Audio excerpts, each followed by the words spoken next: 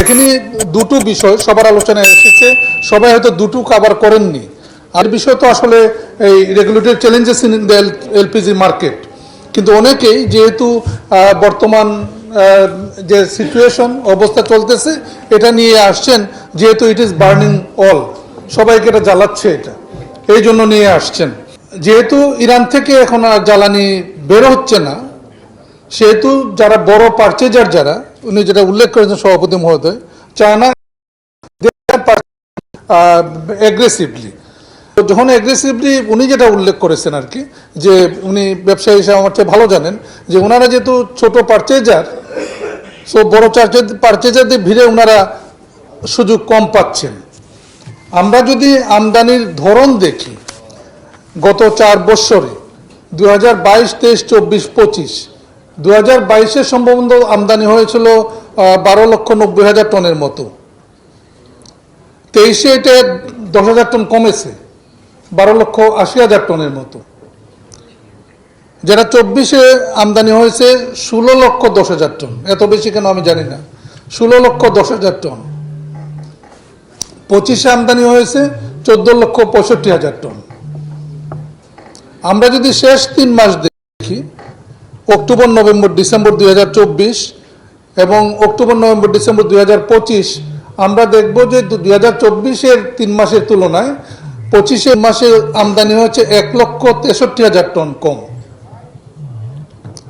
আমরা যদি Lloyds follow করি, দেখব যে নভেম্বর 18 তারিখে একটি জাহাজ 20,000 টন এলপিজি নিয়ে চট্টগ্রাম বন্দরের কাছাকাছি এসে ফিরে গিয়েছে। নভেম্বরে আমদানি হয়েছে 1,05,000 টন। এই 20,000 যুগ হলে হয়তো এটা 1,25,000 টন। ওই যে সিলিন্ডারের কথা আসলো, যে যাদের সিলিন্ডার আছে কিন্তু ইম্পোর্ট করে না, তাদের সিলিন্ডার কিন্তু তারা রিফিল করেছে। যারা ইম্পোর্ট করেছে তারা তাদেরকে দিয়েছে, হয়তো রিফিল করেছে। ফলে এখন যে মূল সমস্যা, this is certainly A supply side problem, এবং এটা আমি লোয়াবের সদস্যদের গতকালও বসছিলাম ওনাদের সঙ্গে, যারা আমদানি করতেছেন তাদের সঙ্গে। আজকে আমি বসবো যারা আমদানি করতেছেন না তাদের সঙ্গে। সো আমি তাদেরকে অনুরোধ করেছি যে ওনারা যেটা মনে করছেন যে জানুয়ারি মাসে ওনারা বিভিন্ন জায়গায় যাদের মানে চুক্তি আছেন নির্ধারিত মেয়াদের জন্য, টার্ম ওনারা শব্দটা ব্যবহার করেছেন, অর্থাৎ লং টার্ম এগ্রিমেন্ট যাদের সঙ্গে আছে, তারা হঠাৎ করে হয়তো বাড়াতে পারবেন না, কোনো ক্ষেত্রে হয়তো পারবেন। আমি একাধিক মালিকের সঙ্গে কথা বলেছি সরাসরি, তারা কেউ নতুন মানে স্পট পারচেজ, যদি বলি স্পট পারচেজ অথবা ফ্রম দ্য টার্ম কন্ট্রাক্টস থেকে বাড়তি পরিমাণে আনার চেষ্টা করতেছেন। তো আমি গতকাল অনুরোধ করেছি ওনাদেরকে, আজকেও পুনরায় অনুরোধ করি সবার সামনে যে ওনারা যেন সর্বত চেষ্টা করেন যেন যত বেশি সম্ভব এই মাসে আনা।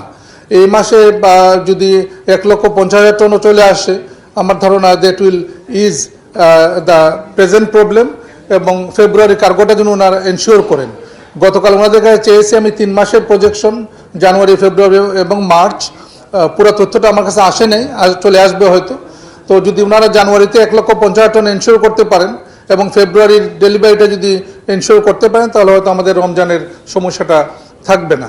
সো আমরা আশা করি যে ওনারা এটা সর্বোচ্চভাবে চেষ্টা করবেন, যেহেতু ওনারা এই বিজনেসে আসেন, এই বিজনেসে থাকবেন জনগণের সুবিধার দিকে চেয়ে।